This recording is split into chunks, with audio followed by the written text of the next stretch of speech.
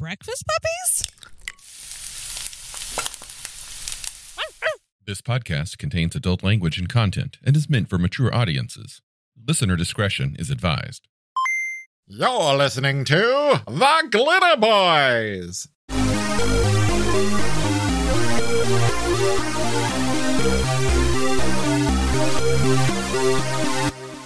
This time we are kicking off yet another of what we hope will be a recurring segment, which is what we're playing this month, where we talk about the games that we've been playing. Preferably the Palladium games, but yeah, I guess we could talk about other stuff if the Palladium's running a little bit low. Yeah, I don't think with the game we're playing that's really going to be an issue. Yeah. I'm Matthew. I'm playing Abel McVenner in this game. Well, let's take a little backstory into the game that this is. Oh, okay. I'm running two different games right now. I only wanted to run one, but I wanted to run it every weekend. And this was back when COVID locked everybody down. I think it was March or May when I started, March or April. I don't know. Anyway. April was when it all shut down. Yeah. I wanted to run Rifts every weekend, but not everybody could play every weekend. So I was starting running every 2 weeks. But then that wasn't enough. So I started running a different Rifts game on alternating weekends. So now I'm running two concurrent Rifts games with at least one of the same players, but otherwise they're very different groups. And it's a blast. Both Matthew and Brandon, who was again with us for this episode, are in this game that I'm running. The first one that I started, the premise being Chaos Earth soldiers, a NEMA team, crack team of specialists, was cryo-frozen, sealed away to be awoken within 15 or so years. Well, unfortunately, that didn't happen. We got red dwarfed. Something went wrong, and they woke up 400 years later. Yeah, well into Rift's world. We were supposed to rebuild America, wave the flag, and say, "Rally to us, survivors." But when we emerged from our popsicleness, we strolled out into the world, got jumped by an organized series of people who had already rebuilt their version of, society. And we I don't even know what we are now. We're just some guys sitting on a Nexus. We got stuff. So I should give a little bit of a disclaimer for anyone listening who is deeply familiar with the Rift's Earth canon. I diverge pretty heavily from it. I've extended the Dark Ages by another 100 or so years. The Coalition is similar, but I run it a little bit differently. And Lone Star is actually run by a completely different organization. But that's about all you really need to know for now to understand what we're talking about. For the most part, it's Rift's Earth, specifically the New West, my favorite setting on Rift's Earth. There's a few differences if you're listening and you're like, wait, what? That's not right. Yeah, I mean, like all good role-playing games, you're supposed to file off the serial numbers and make it your own. And for our case, we made it a base building sim. Yeah, pretty much. So you woke up in Colorado and started to learn the lay of the land. Yeah, one of us was Goo. Yeah. And which I think, Brandon, do you still have his Goo? Gene? No, I don't. I don't have his Goo. I have his armor. Oh, okay, fair enough. I don't have his Goo. And I don't have him as a spirit friend anymore. Right. So when the group was building their characters, Brandon you were the last one to make a character. And I remember you're like, well, what does the party need? And said, well, the party needs either one of two things, either a technician because nobody had tech skills, or maybe somebody who knows magic. So an occult expert. Brandon went with occult expert. So I said, hey, we're going to have an NPC then because you guys are really going to need a technician.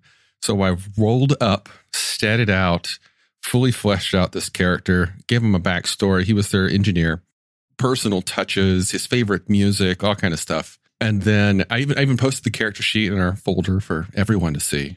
And then when the game started, he was already dead, liquefied in the cryo tube. It was a nice little fake out, I think. Oh, good old Blue Gene. And for a dead character that no one's actually interacted with, he's had quite an impact on this story. Yeah. It's worth noting that he was into jam bands. So, I mean, not a huge loss, really, when you get right down to it. He had the Fish, best Grateful weed. Dead, they have no place in Rifts. That's not true. That is not true. Traveling magic hippies had the best weed. Well, now. Remember with the bus? The Rift hippies, if we will call them that. Train's coming. Rippies. No, we climb out of our ruined base, fully expecting to see some. We knew something had gone wrong because we had spent some time in the base trying to figure out the computers, and we were getting all kinds of weird signals about time delays, and we weren't getting any chatter back. So we knew something was wrong, but we crawled up and immediately got jumped by two competing groups. One was invisible, bisected ape people, and the other was some sort of, for those who are familiar with the settings, the Coalition, but based off a religious standpoint. In our game, they're called the Divine Coalition, I believe. Mm-hmm. So we got out of that. We ran into all kinds of different things. We headed south to Colorado Springs, where there was supposed to be a cache of our stuff. Colorado Springs turned out to be a lake now. Yeah. Surrounded by Simvan and shrieking howler, burrowing monkeys, vampire things. What we've been calling either chuds or mole apes interchangeably. Yeah. Had taken over a very small trade town and turned it into essentially a hive of their disgusting procreation. They gross. Yeah. Yeah. Series of misadventures. We eventually ended up in what was once the NORAD. Yep, Cheyenne Mountain site. A fictionalized version of Cheyenne Mountain.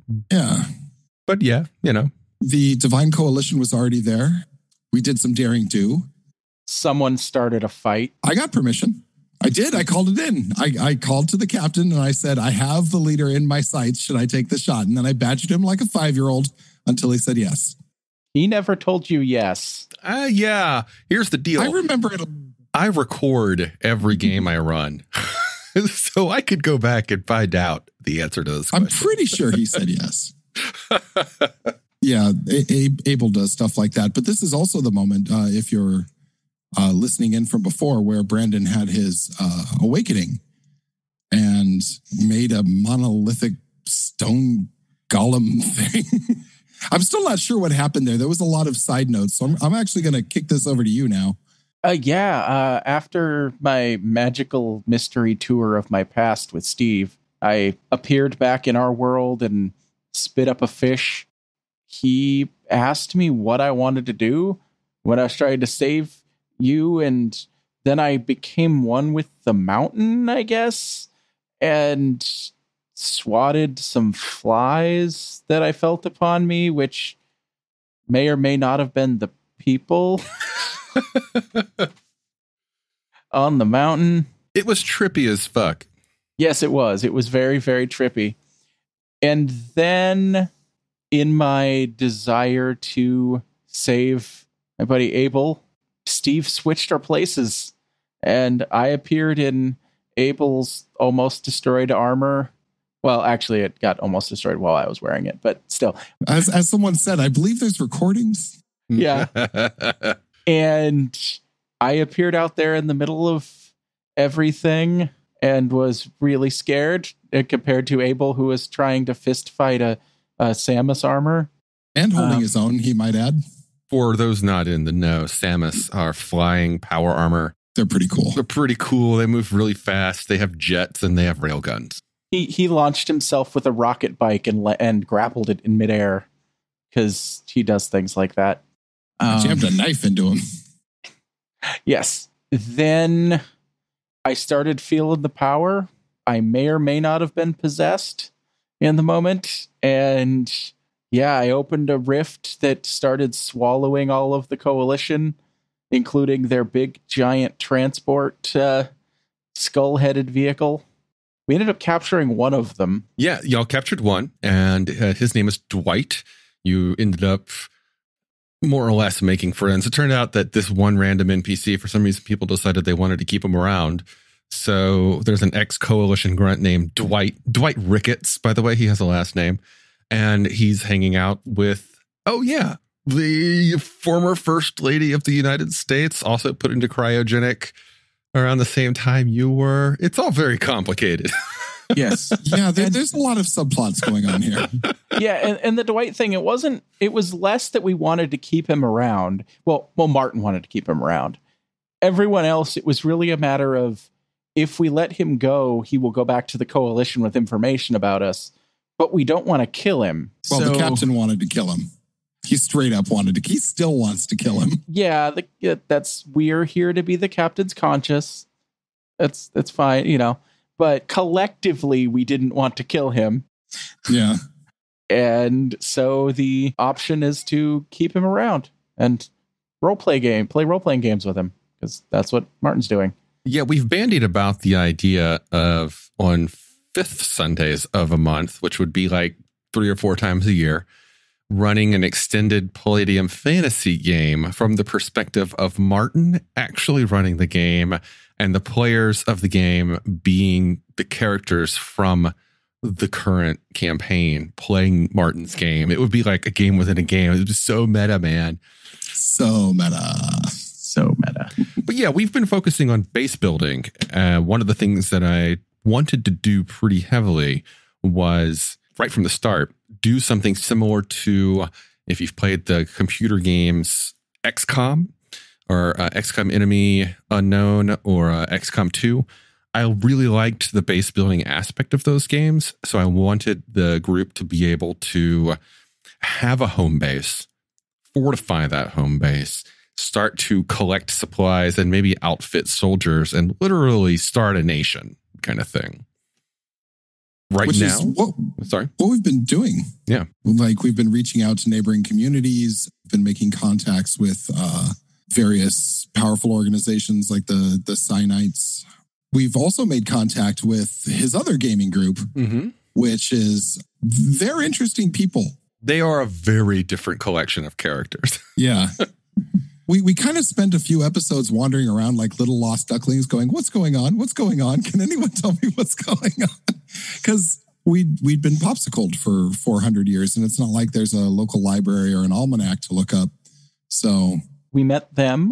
We've started collecting a few cast of characters that are starting to fill out our base. We've got Frank, our now local techno wizard, and his gothy daughter, who may be some sort of other magic. She is what is known as a mystic. And a sentient robot with cat facts. Program with cat facts. Yeah. Fanny is their name. And we also, of course, as mentioned, we thought out the former last first lady of the United States. Yeah, one of the story hooks is that they found cryogenic storage tanks inside the Cheyenne Mountain facility, 3 of which were occupied, one by the frozen the final president of the United States of America, by that president's first lady, and by their grandchild. But the president and the grandchild both have forms of cancer. As they are frozen, the cancer is also frozen, so it isn't progressing. Currently, none of them have the ability to cure cancer, so they decided to wake up the first lady and keep the others on ice. I mean, technically, and this is something my character has been struggling with, technically that still is, that's not a former anything. That was the person who was there when I went to sleep. Yeah. I woke up, they're still there. There may be some squatters who have, kind of set themselves up as this, that, and the other. Mm-hmm. But the duly ordered file of command is still there. And like that's his driving motivation, is to get that back up and running. Yeah, at least that's what Abel believes. Some of the rest of us, the U.S. is gone. I don't know. We're doing our own thing now. Yeah, there's a lot of people playing a lot of cool things. I just decided to play a plain grunt, straight soldier. So that said, I'm not too plain. Yeah, I mean, that's probably the most important thing to my character. Everyone's trying to do all kinds of stuff. Oh, did we mention there's Archie in the base? We should probably mention there's Archie in the base. Yeah, yes, we have an Archie too. Yeah. Oh, we also picked up a new player who is playing our mechanic. Finally, Angelo, mechanic. who also has a magical horse that I'm supposed to pretend I don't know is sentient. A side pony, but yeah. Tonight, we're going to play, shortly after we're done recording here, we're going to be playing through with the rest of the team the final session of 2020. And then I'm going to be taking a little bit of a break, and we'll be resuming again in 2021, early January. Where we last left off is the group has essentially what they believe to be one final obstacle to get through in order to finally reboot the power system of the facility and get everything back online. And that obstacle is one or more little spider monsters that destroyed one of their little exploratory probe droids.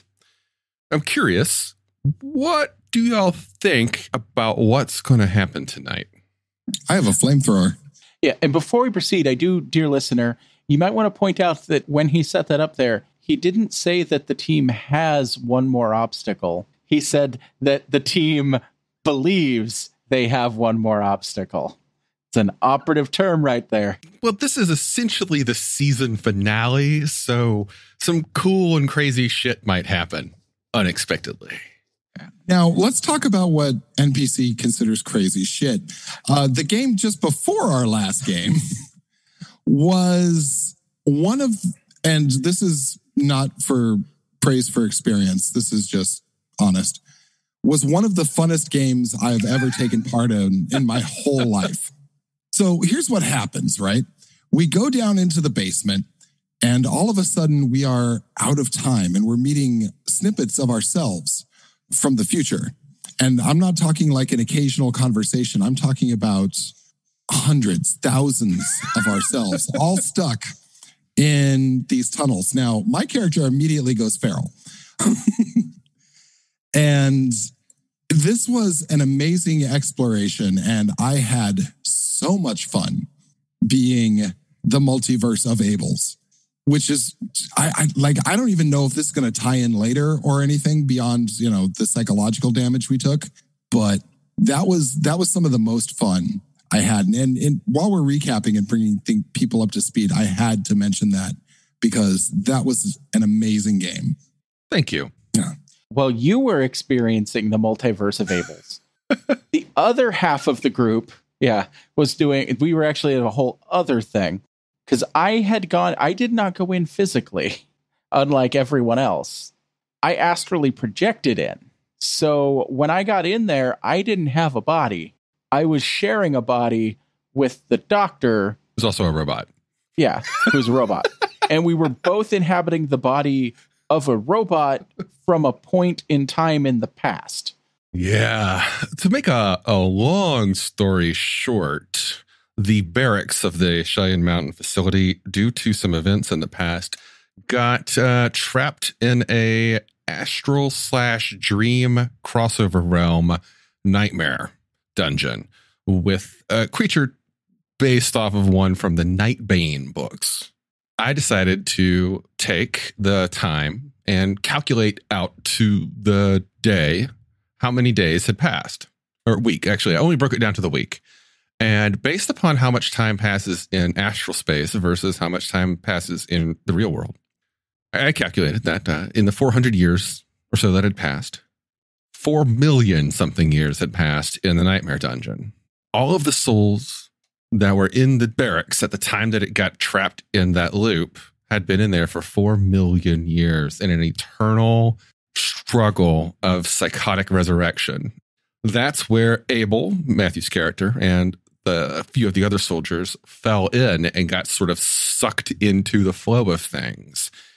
And I believe that based upon the time in the real world that it took to get everyone out, there was anywhere from 3 years to 56 weeks of, or 15 weeks or something like that, of suffering. That was for them. Yeah. Some characters came out traumatized. Abel had a blast. He thought he was in Valhalla. Yeah. And then some good last stands too, with Brandon and Abel at the end of that when we were being chased by this evil moth creature, which had made all of this. I presume. I'm still unsure. I took the creatures from Nightbane. a necrophim and a morphia moth, and I combined them to make a necromorphia moth. That was... I just took the best of both worlds of their powers and overlaid them. And, woo, yeah. With some Clive Barker shit. Yeah. Yes. There were some awesome last stands there, though. That was good penultimate stuff. Yeah, because Martin was eventually able to escape back to his body, and with the help from the other group, opened a portal to go in and help lead everyone back out, including pulling the Morphia Moth out into the real world like Freddy Krueger so that we could kill it in the real world. Weren't we actually dragging it with a rope at one point? We were very physically. I grappled it, and you pulled the rope that was tied to me through the... Lancer, who is the Psy-Stalker Cyber Knight from the other group, had joined in on that session. We had 2 players from that other group come. We've crossed over several times, and we had 2 players come and join. And Lancer, being the Cyber Knight, was actually technically the one who, without the Cyber Knight, I would have had to completely redo how the game was going to end, because I needed a psychic sensitive to bring the others to you. And so it was good that the Psy-Stalker was there. He is the master of the lariat. So he did some lariat on it. And I think like Brandon grappled it in the air, or Martin grappled it in the air, and Abel was helping to pull the lariat. It was some pretty awesome stuff. Yeah. And then when we pulled it out on the outside, we had the Chromium Guardsman / Glitterbois sitting there with a nice big round of greeting. Oh, combined with the Ultimax, the sentient Ultimax. That's Fanny for those of you. Yeah. You know, one day we should really, maybe as bonus content, post some of our recordings. I was thinking that. We'll talk about it. We'll have to get the consent of the other players. I would probably only trim out just the pauses and the bathroom breaks, and go back and find out, is there any questionable material that we talk about?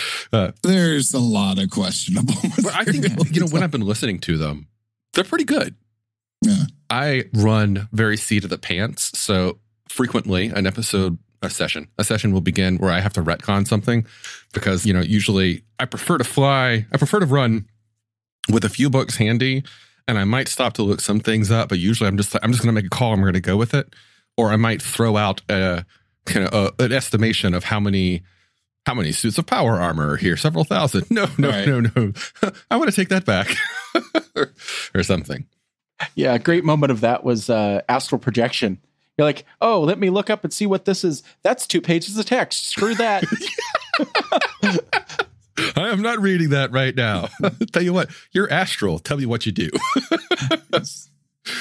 Yeah, I mean, this has just been such a fun campaign, and I'm actually glad. I like the way you run it as a serial, as a television series.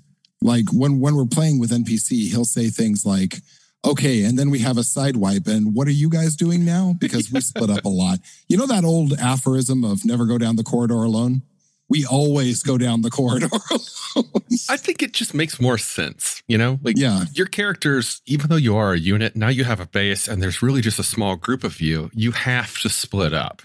Yeah. But also, realistically, there's no reason for you to be in the same room 24 hours a day, all the time. That's just weird. Like, each of you has a specialty, and going off to do your own thing totally makes sense. And I don't even say that as a GM who's like, split the party. More of I like splitting the party for a narrative standpoint. It just tells a better story. Yeah, it definitely makes more sense. Yeah, and then I can talk to Steve without Able Eye side-eyeing me. Oh, Steve. I don't know what you're talking about. Steve is a vampire. Well, you'll find out eventually, maybe. Mind-controlled Martin. Maybe. We'll see. I'm looking forward to it. Steve is probably one of my most successful enigmatic NPCs I've ever used. And I think it's only because I said he looked like Steve Buscemi.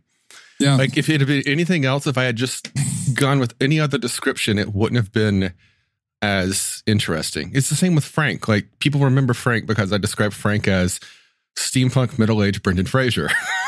Yeah. Yes. And everybody's like, I know exactly what that looks like. Yeah. Well, we are running long on this one. We'll wrap this up. good experiences with this campaign? Oh, this has been one of the most fun campaigns I've ever been a part of. Thanks. I just want to go back to that Valhalla sequence. Yeah, I mean that is without a single shadow of a doubt the most fun gaming session I have ever had. Nice. I know we're trying to wrap, but there was a moment where there was a female version of me somehow down there, which kind of freaked Abel out. They looked at me with haunted eyes, and I looked at them with compassion in mind, and I said, "Hold this," and handed them a grenade with no pin, and then ran. I mean, it was sheer insanity, and it was so much fun. Yes. And ultimately, it left Martin feeling proud that he saved the team, but also a lingering doubt that he caused it. Abel would thank you. He'd write you a card. So much XP. And perhaps after tonight's session, we'll have another report. Hey, thanks for joining us this week, everybody. This has been a lot of fun rehashing it. If you'd like to hear more of this, please let us know, because this is fun for us. We hope it's fun for you. And hopefully we'll see you again. And thanks, Brandon, for joining us again. Oh, thank you for having me. I feel like Fanny should take us out with a cat fact. Oh, okay. Hold on. I got my cat facts open. All right. Did you know? When your cat sticks his butt in your face, he's doing so as a gesture of friendship. That's cat fact number 19. God, I love Fanny. All right, guys. See you next time.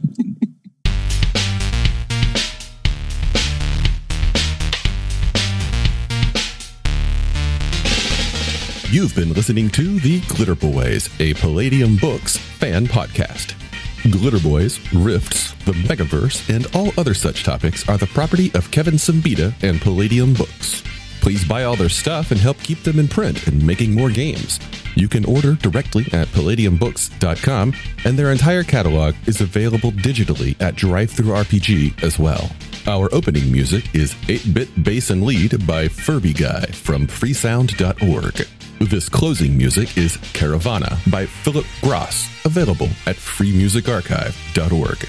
All sound effects used are self-made or acquired via Creative Commons 0 license. If you like what you have heard, find us on Twitter and Facebook as The Glitterbois. That's BOIS. And check us out online at breakfastpuppies.com/glitterbois. And also join us on the Breakfast Puppies Network Discord at breakfastpuppies.com/discord.